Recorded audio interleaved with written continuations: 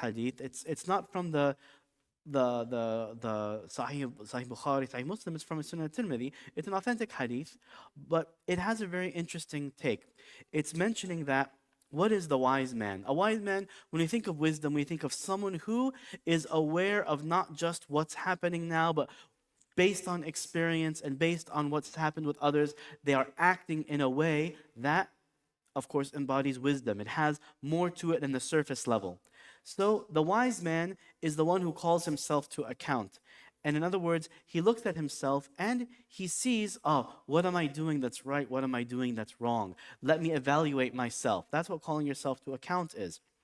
And refraining themselves from doing evil deeds and doing good deeds, and specifically the good deeds that are going to benefit you after your death. That is to say, when you do something, you look to see not only what is its impact in this life, but what is the impact in the akhirah, in the afterlife. In contrast, the inverse of this, or the opposite of this, is the foolish person. The foolish person is the one who basically just submits to his own self.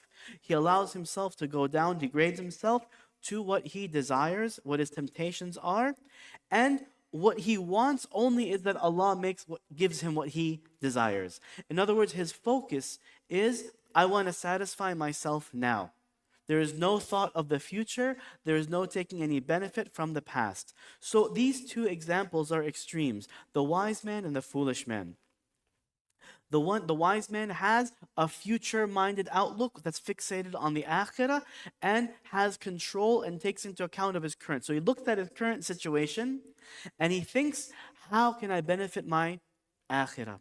And the foolish one is the short-sighted person. They're thinking only of now. What do I want now? What do I want to do now? Let me take care of that. I'm going to do those things now. And they have no awareness or concept or planning for the future. In fact, what they do now is at the expense of their akhirah. So in other words, they're trading their akhirah for their dunya, for their current time. And they're trading their future for their now. So it's, for example, you give someone a $100 and that you say, invest this, it's going to become 1,000. And instead, what do? They spend it immediately on something that will go away. Either some candy, some food, or gambling, or they throw it away, or they waste it. So it's gone. It didn't do them anything, but except it gave them that small initial thrill, and then they're going to have regret. The wise person, basically you can imagine, the wise person is the person who's planning for the least amount of regret in the future.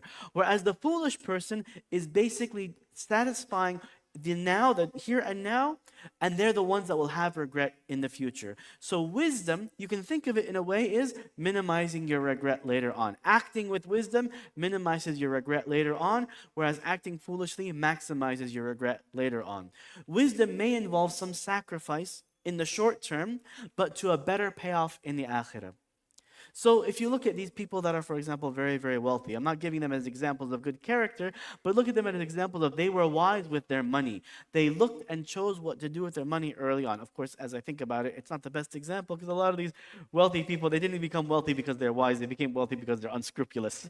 They don't have principles. But the point is, theoretically, if you invest your money wisely, if you spend it wisely, you don't just spend it, willy-nilly, wasting it here and there, you would benefit from having it later on. You would benefit from more. You would have invested. You would have maybe gone to college, went to education, spent it in something that will return. For example, saving money now and then, saving money over time. Like, for example, maybe you would spend now on, I'm in the middle of doing some home improvements. So spend money now on some home improvements that maybe it's a little bit upfront more and you have to sacrifice a little to get it, but to save money in the long run.